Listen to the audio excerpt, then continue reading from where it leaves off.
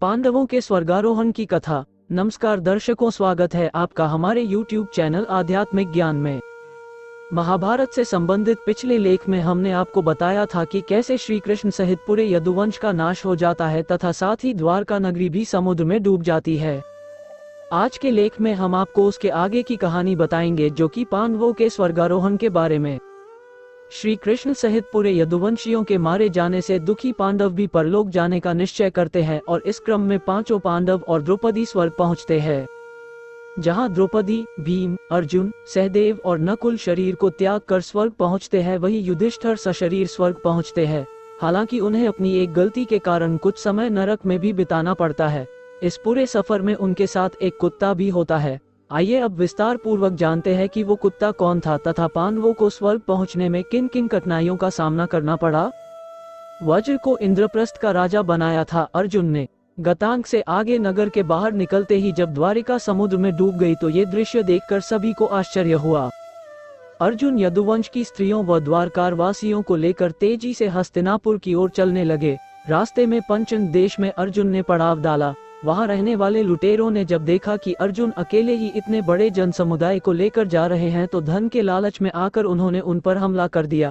अर्जुन ने लुटेरों को चेतावनी दी, लेकिन फिर वे नहीं माने और लूटपाट करने लगे। तब अर्जुन ने अपने दिव्य अस्त्र शस्त्रों का स्मरण किया, लेकिन उनकी स्मरण शक्ति लुप्त हो गई। अर्जुन ने देखा कि कुछ ही देर में उनकी तरकश के सभी बाण भी समाप्त हो गए।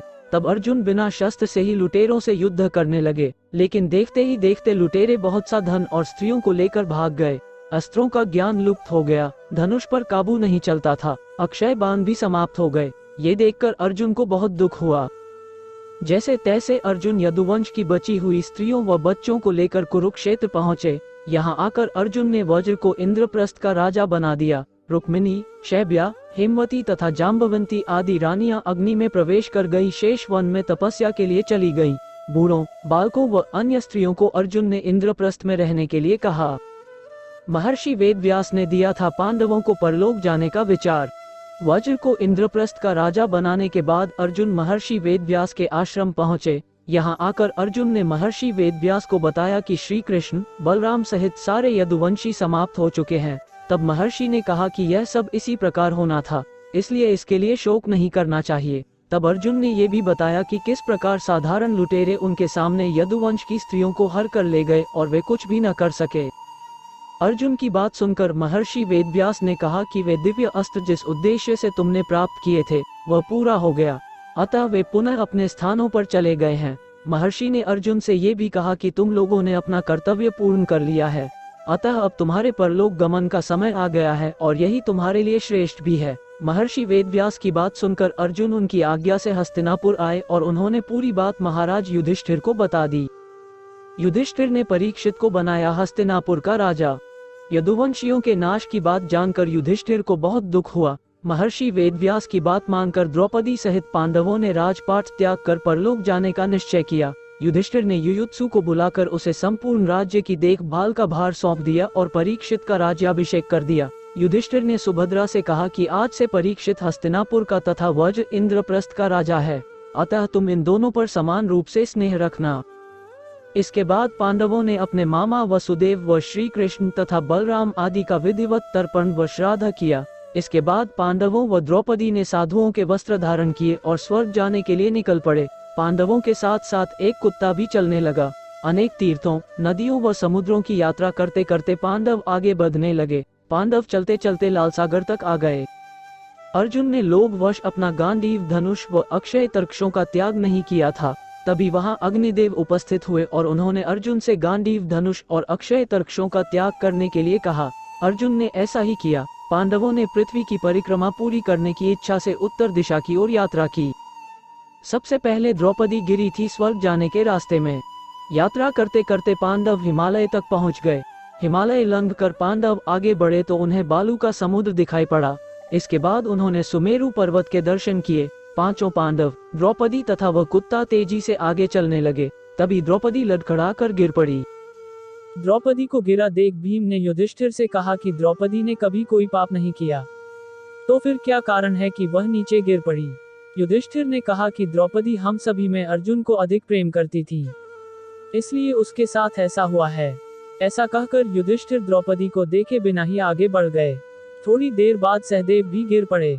भीमसेन ने सहदेव के गिरने का कारण पूछा तो युधिष्ठिर ने बताया कि सहदेव किसी को अपने जैसा विद्वान नहीं समझता था, इसी दोष के कारण इसे आज गिरना पड़ा है। कुछ देर बाद नकुल भी गिर पड़े। भीम के पूछने पर युधिष्ठिर ने बताया कि नकुल को अपने रूप पर बहुत अभिमान था, इसलिए आज इसकी यह गति हुई है। थोड़ी देर बाद अर्जुन भी गिर पड़े। युधिष्ठिर ने भीमसेन को बताया कि अर्जुन को अपने पराक्रम पर अभिमान था। अर्जुन ने कहा था कि मैं एक ही दिन में शत्रुओं का नाश कर दूंगा, लेकिन ऐसा कर नहीं पाए। अपने अभिमान के कारण ही अर्जुन की आज ये हालत हुई है। ऐसा कहकर युधिष्ठिर आगे बढ़ गए। थोड़ी आगे चलने पर भीम भी गिर गए। जब भीम ने युधिष्ठिर से इसका कारण तो उन्होंने बताया कि तुम खाते बहुत थे और अपने बल का झूठा प्रदर्शन करते थे, इसलिए तुम्हें आज भूमि पर गिरना पड़ा है। ये कहकर युधिष्ठिर आगे चल दिए। केवल वो कुत्ता ही उनके साथ चलता रहा। कुत्ते को अपने साथ स्वर्ग ले जाना चाहते थे युधिष्ठिर। युधिष्ठिर कुछ ही दूर चले थे कि उन्हें स्वर्ग ले जाने के लिए स्वयं देवराज इंद्र अपना रथ लेकर आ गए। तब युधिष्ठिर ने इंद्र से कहा कि मेरे भाई और द्रौपदी मार्ग में ही गिर पड़े हैं, वे भी हमारे साथ चले, ऐसी व्यवस्था कीजिए। तब इंद्र ने कहा कि वे सभी पहले ही स्वर्ग पहुंच चुके हैं, वे शरीर त्याग कर स्वर्ग पहुंचे हैं और आप सशरीर स्वर्ग में जाएंगे। इंद्र की बात सुनकर युधिष्ठिर ने कहा कि यह कुत्ता मेरा परम भक्त है, इसलिए इसे भी मेरे साथ स्वर्ग जाने की आज्ञा दीजिए। लेकिन इंद्र ने ऐसा करने से मना कर दिया। काफी देर समझाने पर भी जब युधिष्ठिर बिना कुत्ते के स्वर्ग जाने के लिए नहीं माने तो कुत्ते के रूप में यमराज अपने वास्तविक स्वरूप में आ गए। वह कुत्ता वास्तव में यमराज ही थे। युधिष्ठिर को अपने धर्म में स्थित देखकर यमराज बहुत प्रसन्न हुए। इसके बाद देवराज इंद्र युधिष्ठिर को अपने रथ में बैठाकर स्वर्ग ले गए। देवदूत नरक लेकर आया था युधिष्ठिर को। स्वर्ग जाकर युधिष्ठिर ने देखा कि वहां दुर्योधन एक दिव्य सिंहासन पर बैठा है, अन्य कोई वहां नहीं है। ये देखकर युधिष्ठिर ने देवताओं से कहा कि मेरे भाई तथा द्रौपदी जिस लोक में गए हैं, मैं भी उसी लोक में जाना चाहता हूँ। मुझे उनसे अधिक उत्तम लोक की कामना नहीं है। तब देवताओं ने कहा कि यदि आपकी ऐसी ही इच्छा है तो आप इस देवदूत के साथ चले जाए, यह आपको आपके भाइयों के पास पहुंचा देगा। युधिष्ठिर उस देवदूत के साथ चले गए। देवदूत युधिष्ठिर को ऐसे मार्ग पर ले गया जो बहुत खराब था। उस मार्ग पर घोर अंधकार था। उसके चारों ओर से बदबू आ रही थी। इधर उधर मुर्दे दिखाई दे रहे थे। लोहे की चोंच वाले कौए और गीद मंडरा रहे थे। वो असिपत नामक नरक था।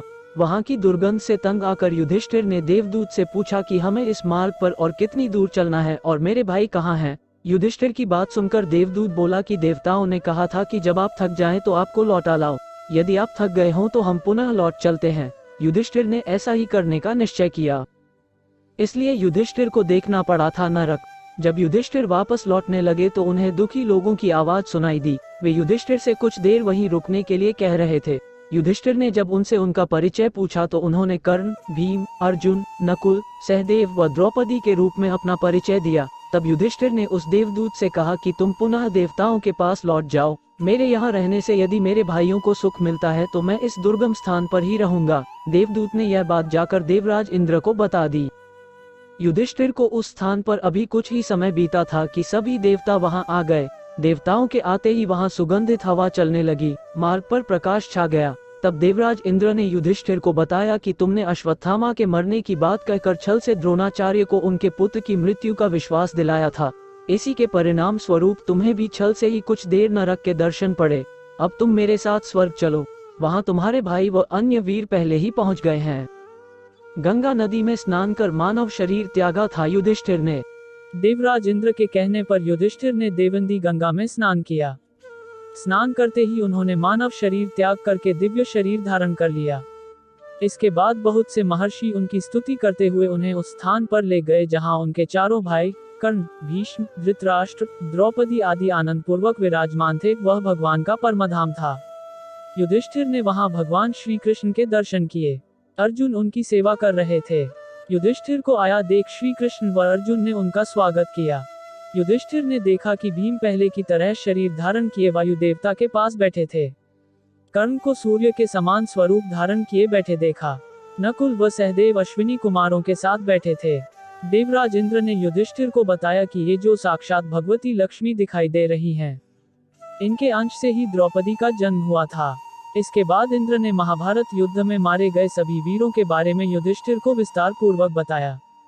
इस प्रकार युधिष्ठिर अपने भाइयों व अन्य संबंधियों को वहां देखकर बहुत प्रसन्न हुए।